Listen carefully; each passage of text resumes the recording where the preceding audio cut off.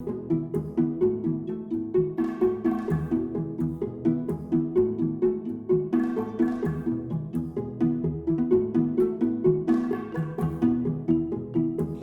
evening. I'm Lynn Gabriel, Director of Volunteer Services for CASA of Los Angeles. And I want to thank you all for being here tonight, or being there tonight, being wherever it is you are. Thank you. Our biggest thank you goes to all of our volunteers. I'm going to start the evening by honoring them.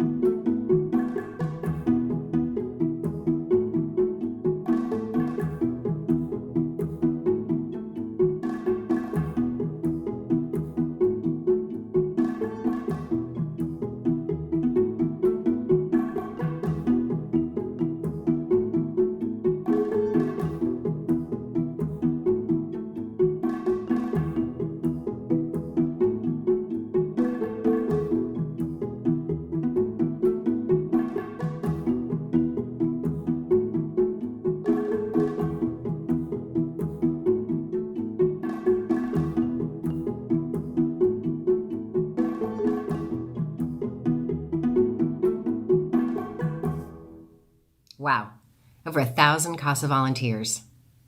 In a year where there's been a whole lot of yuck, you are the joy of 2020.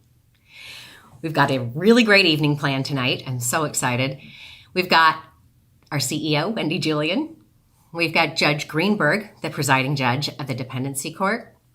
We've got the Volunteer of the Year Award. We've got the Rookie of the Year Award. We're going to thank you all for your years of service. And we've got a very special award tonight, the Jan Miller Legacy Award. But more about that later. We've got a special message from Connie Rice, and we've got a beautiful song from CASA volunteer Taylor Greenwood. It's my pleasure to introduce the Chief Executive Officer of CASA of Los Angeles, Wendy Julian. Thank you so much for that, Lynn, and welcome everyone. It is my honor to be able to thank you on tonight's Volunteer Appreciation Night for your incredible service as CASA volunteers. Welcome. Thank you to all the friends and family who are joining us. Thanks for lending the time of your CASA volunteer to us.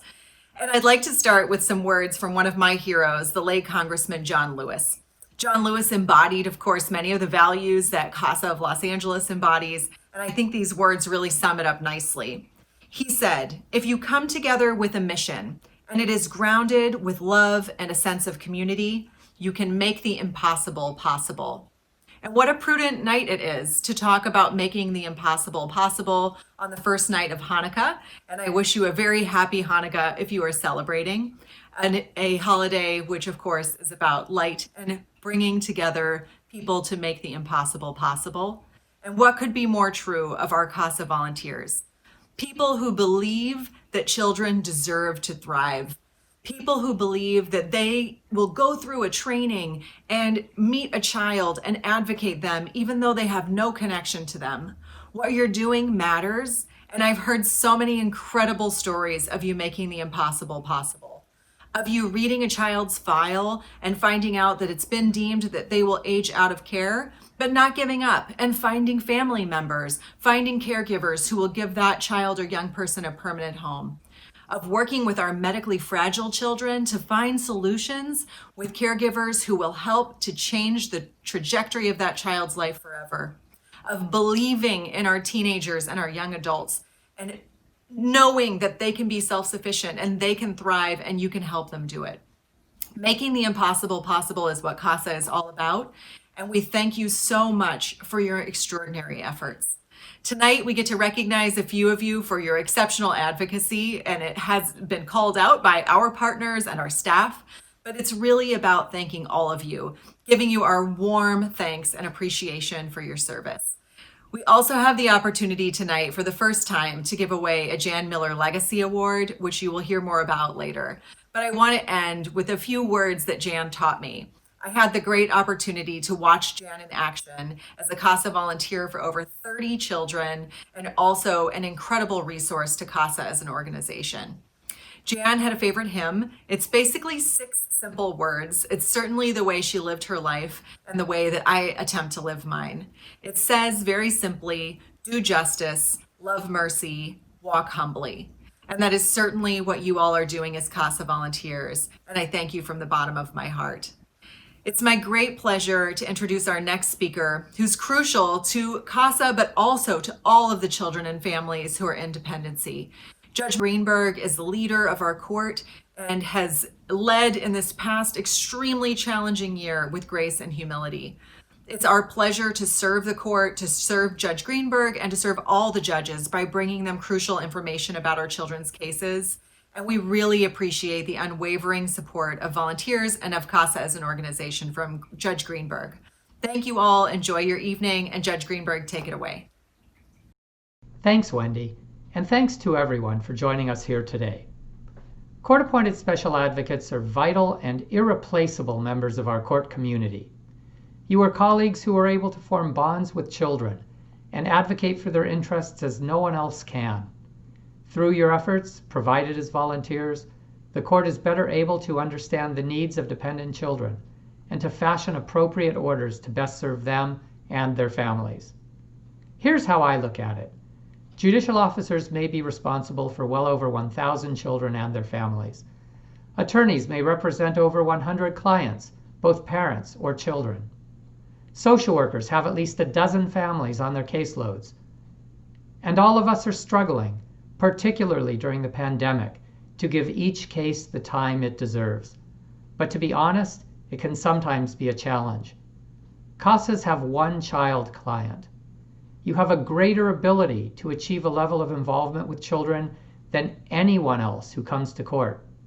So we rely on you to understand what is important to the child, what needs are unmet, and what resources might be applied, to mentor, to provide an example, and a sounding board for children to express their desires and dreams, and to let us know what we can do to help them achieve their goals, to rely on your advocacy, to ensure that the systems and services that are both required and deserved are provided, to be the voice for the child, to be that person.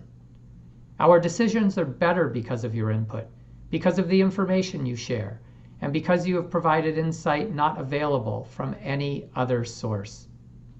Today is my opportunity to thank you, not just on my behalf or on behalf of the judicial officers of the Los Angeles Superior Court, but on behalf of the children for your time, effort, and commitment.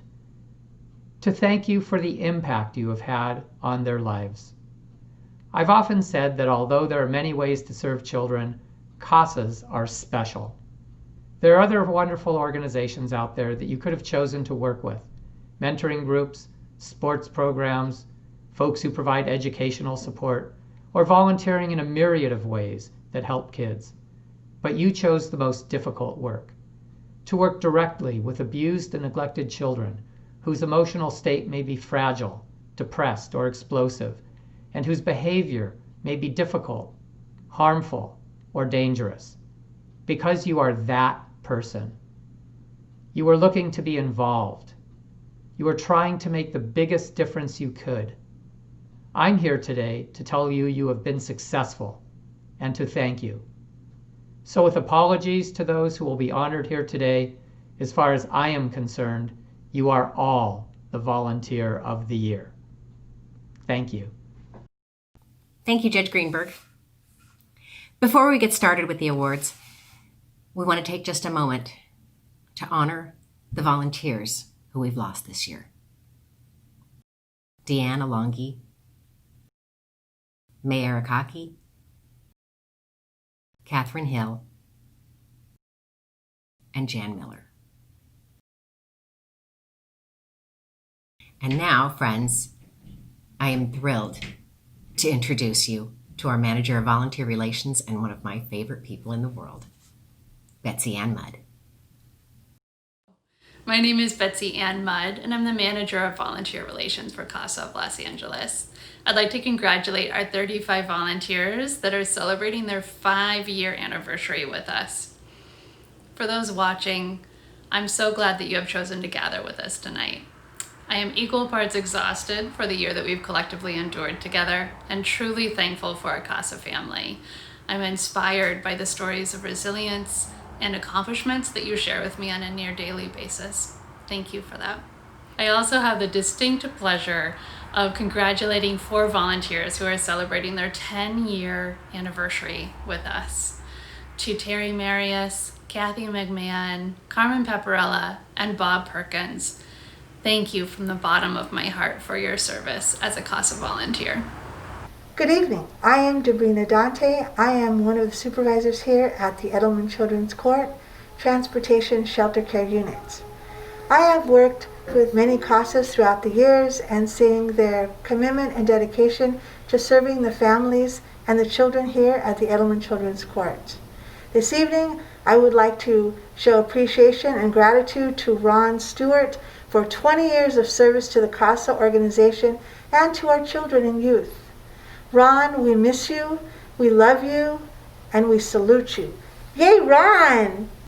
Hi, my name is Carolyn McGee, and I'm an advocacy team manager at CASA of Los Angeles. As the advocate supervisor for the amazing Lisa Marie Silver, I would like to congratulate her on her 25th anniversary as a CASA volunteer.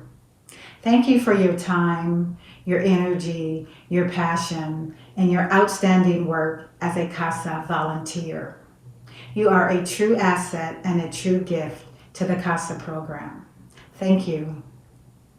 Hi, my name is Christine Spooner, and I'm the Program Manager for the Shelter Care and Transportation section here at Edelman's Children's Court.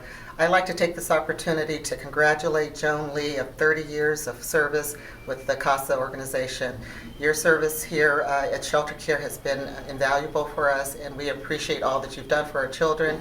I'm here in front of the CASA office where you would come weekly, so again, we thank you for your service and all that you've done for our children. Congratulations, Joan.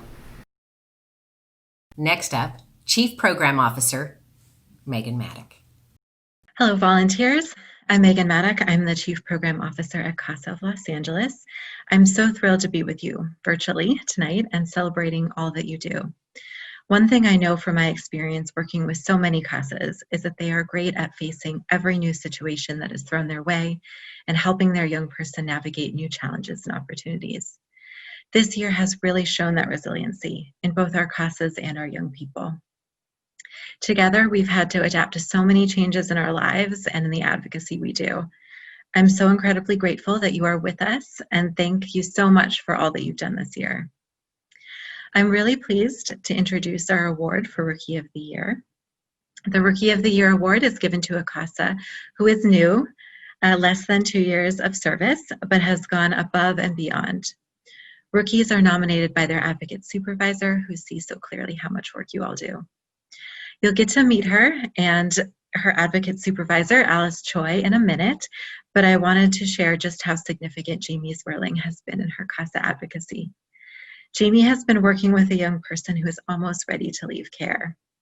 She has helped make sure that he has had all the important documentations that he needs and supports in place, and has been there for him as he navigated some really difficult personal decisions. Congratulations, Jamie. You very much deserve this recognition. And before I turn it over to Jamie and Alice, I want to celebrate the other CASAs who were nominated for Rookie of the Year.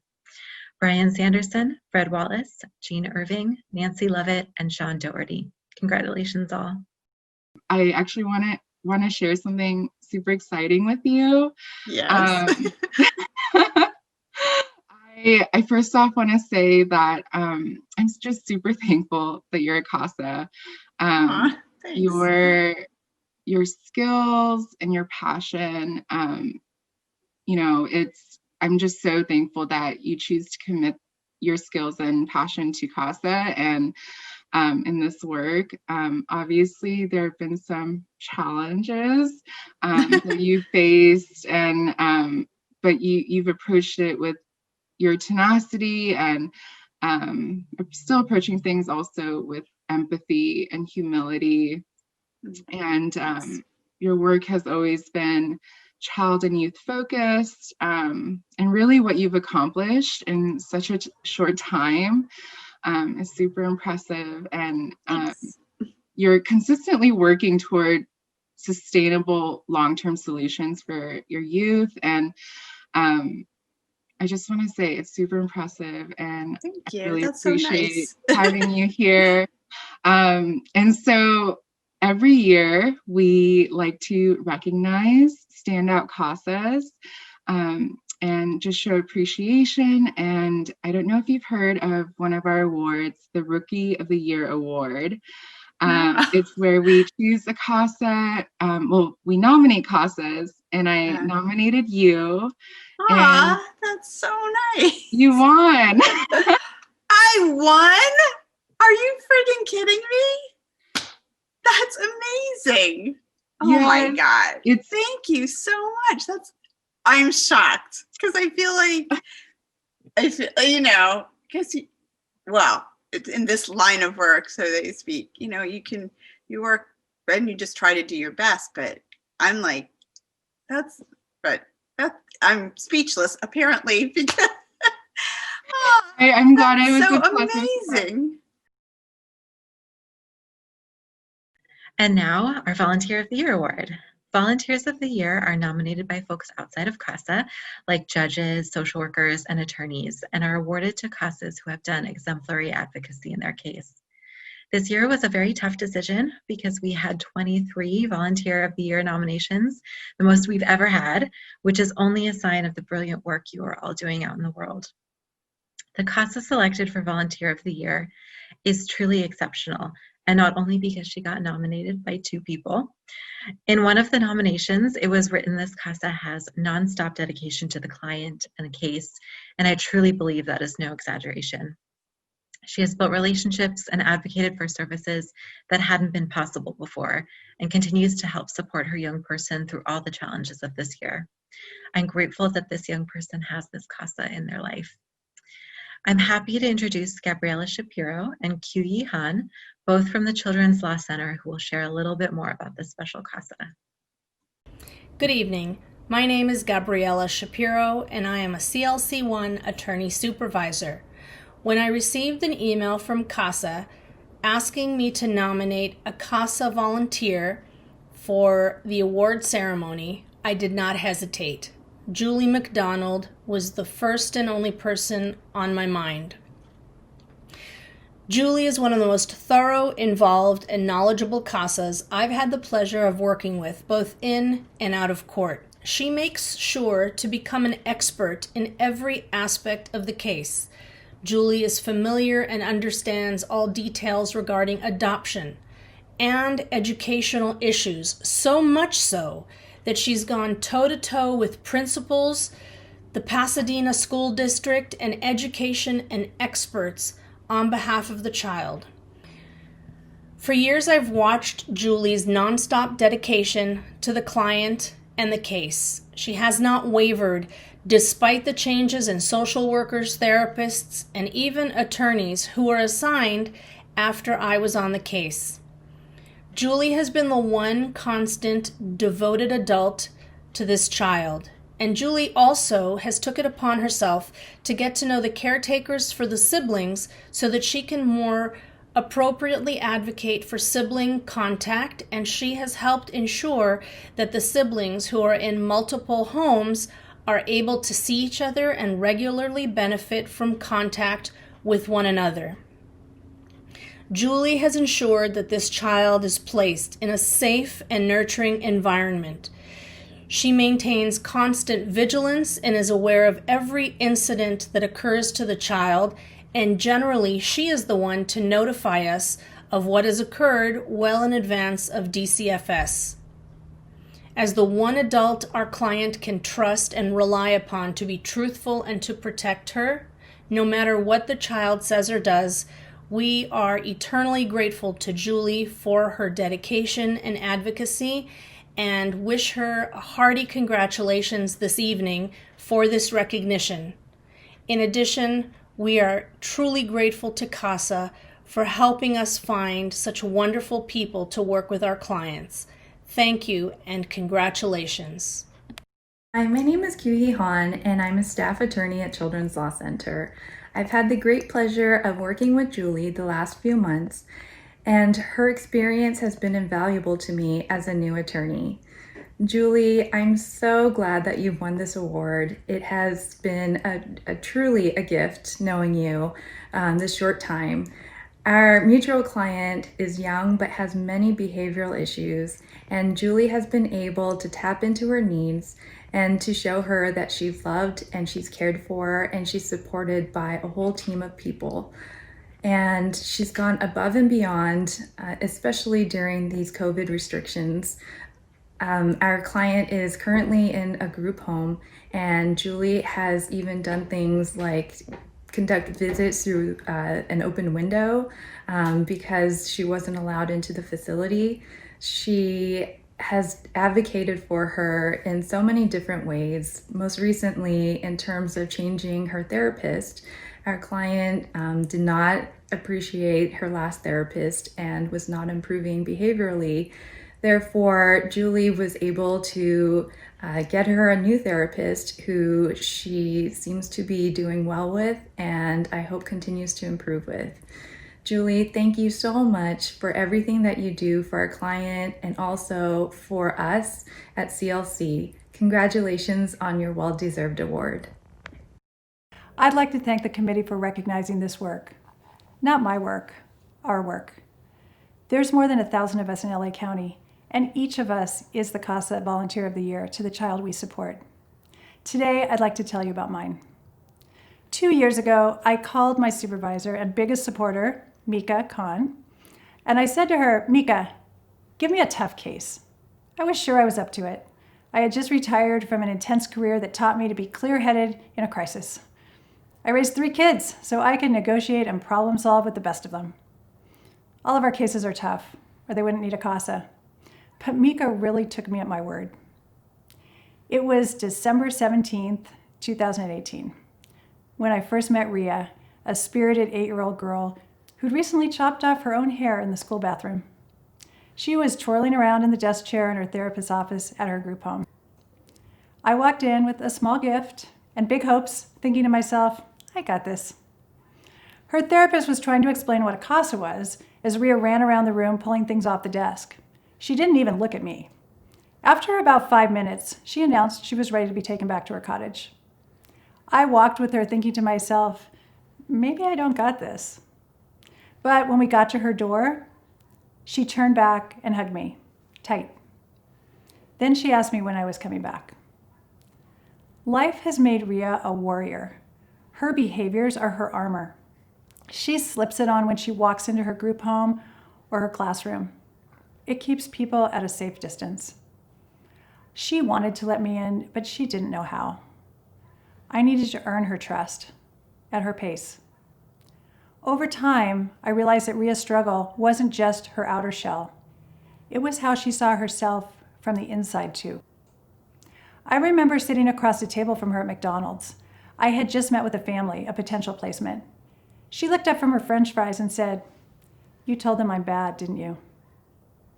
Ria carries that story around in her head. The story captured in her long, daunting paper trail. But that is not the real Ria. It doesn't show the girl who begs to go to the 99-cent store to spend her entire $5 allowance on presents for her brother and 2 sisters. Or the girl who can't focus on her homework at Denny's because she's worried about the homeless man across the street being able to eat if he can't pay for his meal. Ria's life has been full of stops and starts. People come and go. There was no narrator of her story. I believe that's my role as her CASA. A narrator understands the whole backstory. To learn Ria's, I ordered her files from the archives. 9 thick files held every home, family, visit, medication, school, hospital, diagnosis, and yes, every disappointment. I pored over them in the CASA office to understand how we got to here. A narrator understands the whole backstory. A narrator puts the pieces together. Ria had a team in place. Each person held an important piece of her puzzle, but no one had the time to get the complete picture. I needed to use my gifts of time and focus to get everyone reading from the same page. 10 of us joined forces to tackle our first goal, managing to convince her very reluctant school district to fast-path her move to a special school with her own full-time aide. The pieces started to come together when we came together. A narrator shapes the internal story. I need to create the space for Ria to see the goodness in herself, to feel like a normal 10-year-old girl. We spend a lot of time doing normal. We write letters, the kind with stamps. We check out books from the library. We record dance videos in the park. And we share the number 2 breakfast meal at McDonald's, no cheese. She lights up when I simply show up. There's no earning or losing time with Julie. I just show up when I say I will, whether she's in a great space or creating chaos. On the toughest days, it's easy to lose the thread of her story. It can feel like one dead end after another, but I find resilience from a surprising place. Ria. Whenever she gets crushing news, she always looks for the good in what's next.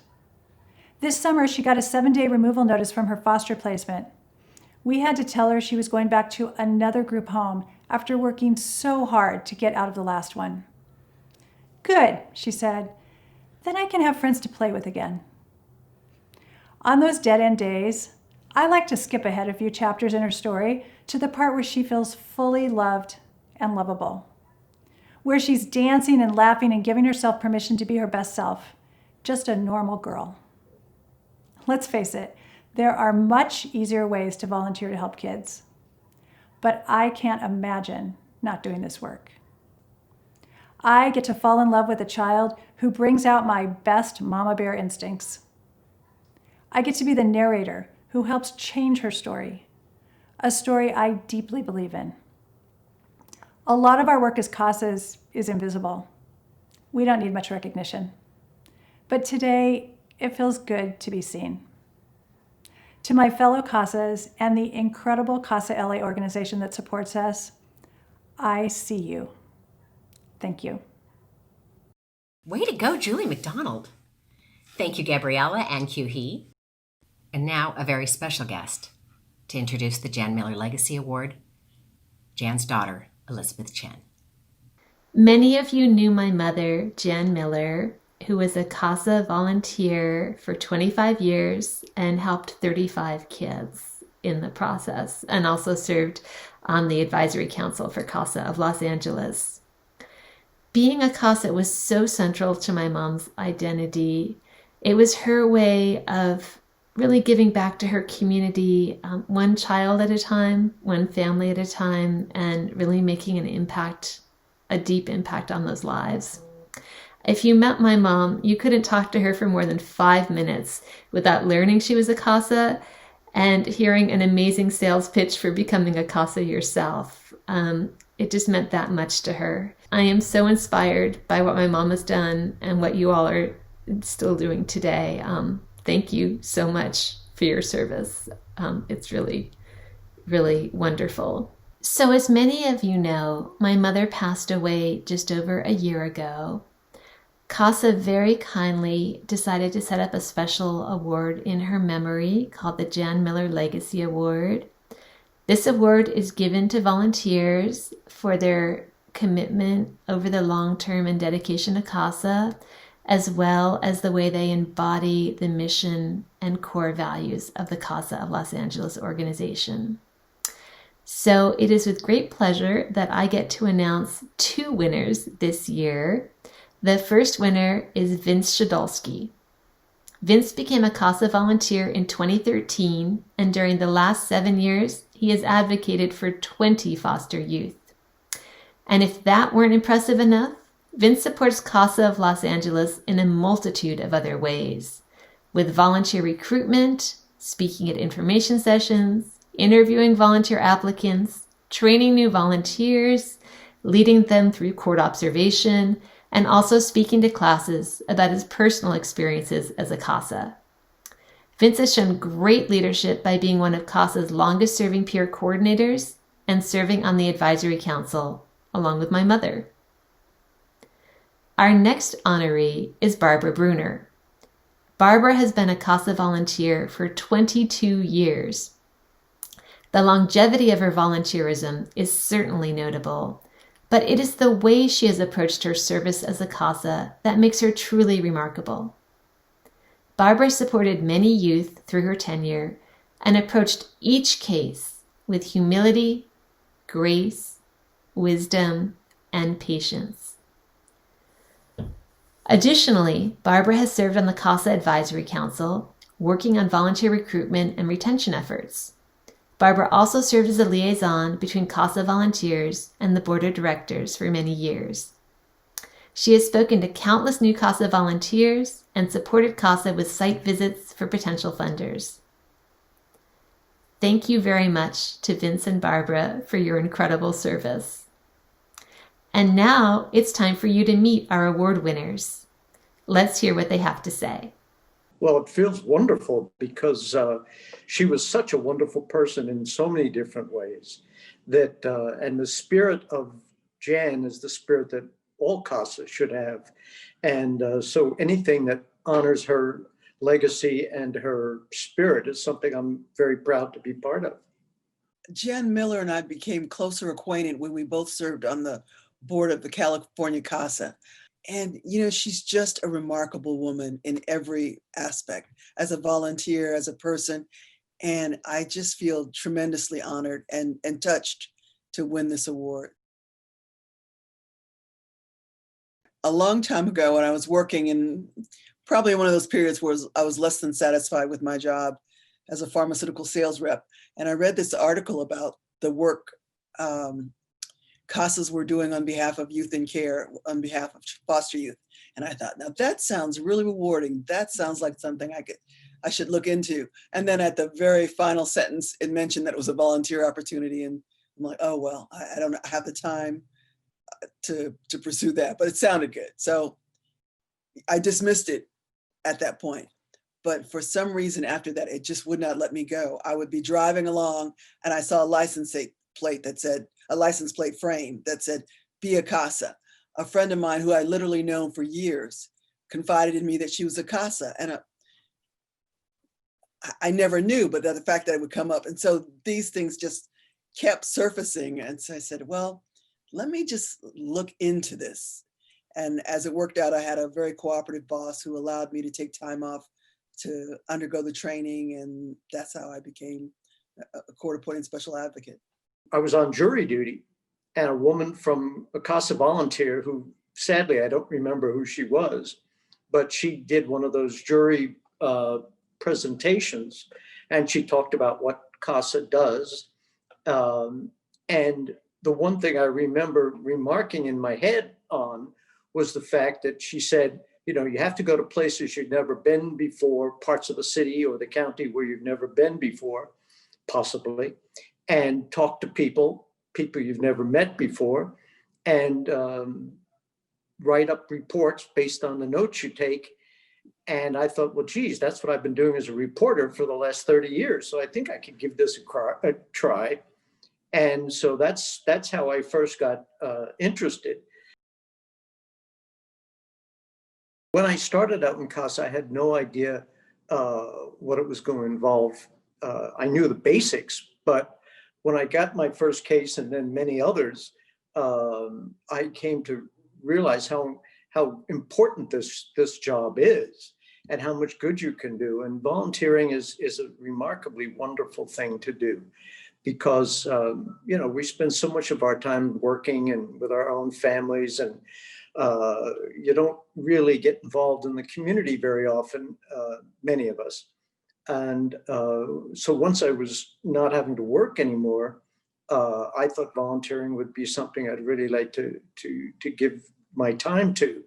And CASA is certainly a wonderful place to do that, because the cause is so remarkably compelling, and just the daily or weekly contact with your child and with the staff at the CASA office is invigorating. It's inspiring, actually. I was lucky enough to retire early. As I mentioned, I was a pharmaceutical sales rep, which gave me a certain amount of flexibility during my days and allowed me to do the work I do and did as a CASA. But once my time was freed up, I knew that I had more to give, more that I wanted to do. So there are just a number of ways that I used my skills and time and energy to kind of, as cliched as it sounds, to give back, and it's been satisfying to do so. I feel like I've been really fortunate to contribute to the organization in a variety of ways, from serving on the board of the California state organization, the state CASA organization, to court escorting or assisting with recruitment and retention, serving on various committees. But truly the most rewarding aspect of being a CASA is the work I do on behalf of the youth that I advocate for. One thing I did learn about CASA that I didn't know going into is that there's so many different things you can do. Of course, if you have a kid or maybe two, and you do your job well, that's plenty and it's rewarding enough. But because I had more time and because I love the organization so much, that I've volunteered to do all sorts of stuff. Sometimes you have these wonderful, satisfying success stories, and other times, in fact, probably more often, success is incremental. Just positive moves in a positive direction. And sometimes you have to take satisfaction from those incremental moves in the right direction. So that I would remind CASAs that sometimes it's, we don't always see what it is we want to see immediately. So just kind of hang in there and develop the patience that you need to be in it for the long haul. I would suggest that you don't always expect a happy ending. You always work for that, but don't think it's always going to end happily. It might end in a messy way. It might end in a spectacularly beautiful way, but it just takes time. And I would say that you have to have the patience to put up with the judicial system, which works, and purposely so. It works very slowly and deliberately. So have patience. Do as much as you can for the kids and do as much as you can for CASA or as an organization, because it does need help in all sorts of different ways that in addition to just helping with the children, there's all sorts of other amazing things you can do. So just listen and volunteer for whatever they ask you to do. That's my advice. Oh, I'm so grateful that CASA is willing to do that. There's an organization that I'm involved with called Friends Indeed. And in particular, the work I did with them was staff their women's room, where women who are at risk of being homeless can come and shower or have a meal or in some way sort of feel normal and for a brief period be away from the stresses that they find themselves with. I'd like to donate it to an organization called Happy Trails for Kids. They do many things, but the one thing I interacted with them on a case years ago, they run summer camps for children who can't afford to go to private summer camps. Thank you, Elizabeth. And congratulations to Barbara Brunner and Vince Shadowski. You two really raised the bar on what it means to be a CASA volunteer, and you make me so proud to be part of this organization. And speaking of pride, I can't believe I get to introduce you to our next speaker. Connie Rice is an American civil rights attorney, activist, author of Power Concedes Nothing, One Woman's Journey from the Kill Zones to the Courtroom. An amazing read. I highly recommend it to everyone. And our book clubs, you should get on that. Connie Rice served as lead counsel in the Watts gang truce. She's taken on the LAPD and won. She's taken on the bus system, the school system, the death penalty, and won. It is my pleasure to introduce you to Connie Rice. Hi, my name's Connie Rice, and I'm a longtime civil rights lawyer who did big class action cases, almost the exact opposite kind of work that the wonderful CASA advocates do.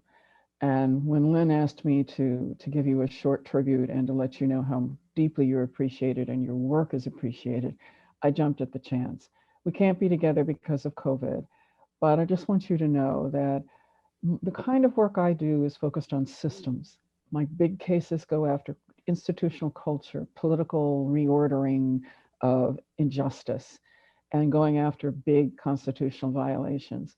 But that systems work means nothing if at the individual level, we've left the most vulnerable children at the bottom of the well with no one to fight for them. And I see you as the crusaders for the children. I'll never forget, I first got to LA about 40 years ago, and I was down in Watts. And at the time, LAPD would do these raids, and they did a raid in Jordan Downs housing project, and they took all of the adults out, and they left a 7-year-old with his infant baby brother. And the 7-year-old, Tommy, knew that his baby brother needed diapers, walked to the local store, the little liquor store at the corner because the supermarket was too far away. And the owner found him in the aisle opening a package of diapers for his infant brother. Tommy didn't have a CASA advocate. He didn't have placement even, so that he wasn't even in the court system. He was abandoned. And I often think that had there been a CASA advocate, those two children would have survived. What you do is amazing. And I don't know how you do it in a pandemic. You take the children nobody wants. You take the children who are so traumatized sometimes they can't even look you in the eye. And I don't know how you continue to support them, advocate for them, do investigations for them, figure out what they need. You even get close enough to them to find out if they're budding artists or what their hidden talent is, because no one's ever asked. And you do it across all kinds of cultures. In this county, there are 200 dialects and languages spoken, and you have to traverse all of those human fault lines to reach a child who's terrified and who feels like they've got no one. So I just want you to know that those of us who operate in different realms really do understand what you bring. And I have talked to children who have had CASA advocates, and they will say that without the help of that caring, loving adult, a stranger who loves them through trauma, loves them through the darkest points in their short lives, that without that adult, they just wouldn't have made it. So please, please understand, even though we don't say it very often, even remote folks like me can see your work. I do know judges who think the world of you. And so please keep it up. I don't know how you do it in a pandemic, how you reach a child with warmth and love and empathy so that they'll open up over a digital camera. I don't know how to do it with adults, so I can't imagine how you do it. But please know that what you do is so critical, and it makes the work that I do have meaning. Congratulations. I hope to attend a ceremony where we can at least maybe bump elbows or bump fists, if not shake hands. I guess those days are over. To Lynn, thank you for this wonderful operation, and thank you for including me in your ceremony. Congratulations, and just know how deeply you and your work are appreciated. Thank you. Thank you so much, Connie. And now, once again, lucky me, I get to introduce you to singer-songwriter and former CASA volunteer, Taylor Greenwood. Hi, I'm Taylor Greenwood. I was at CASA up until the end of last year when I had to move out of state, but to this day it's been one of the most meaningful and enlightening experiences of my life, and I'm so thrilled to continue to be a part of this community. And I was so thrilled when Betsy Ann asked me to perform this song because I feel like it really speaks to the sentiment of the whole program, and it's one of my all-time favorites, so I hope you enjoy.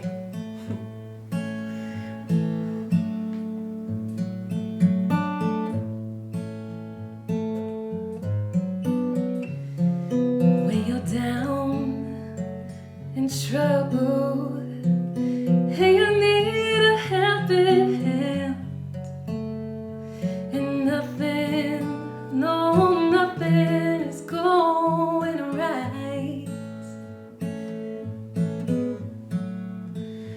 Close your eyes and think of me, and soon I will be there to brighten up even your darkest nights.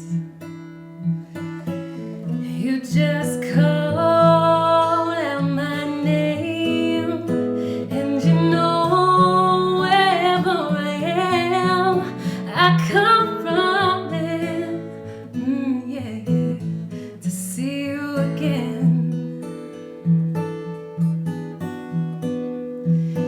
Winter, spring, summer, fall, all you got to do is call, and I'll be there, yeah, yeah, yeah. You got a friend.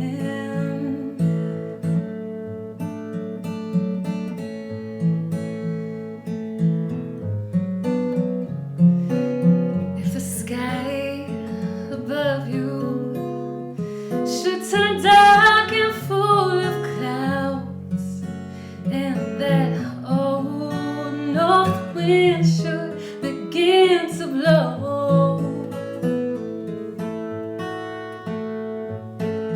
keep your head together and call my name out loud. Soon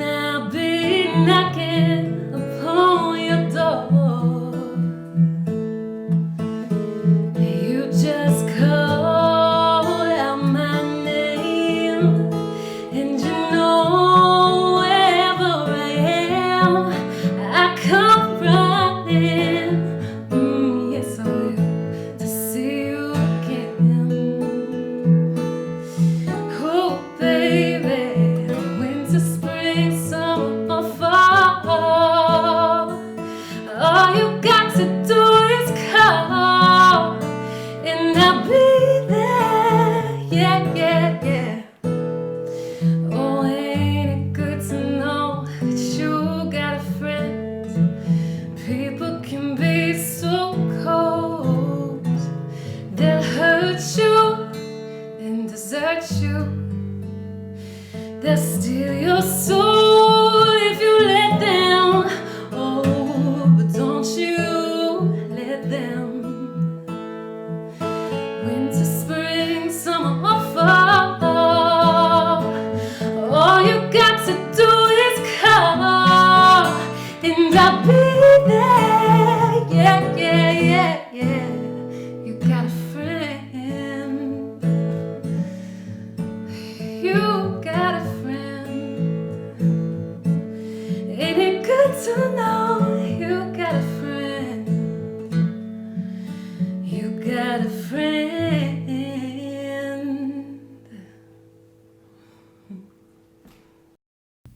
That was beautiful. Thank you so much, Taylor. And now our time together is drawing to a close. Man, in a year where we have seen so much pain, COVID-19, emboldened racists, homeschooling, I see you. I see you, parents. You, CASA volunteers, are the joy of 2020.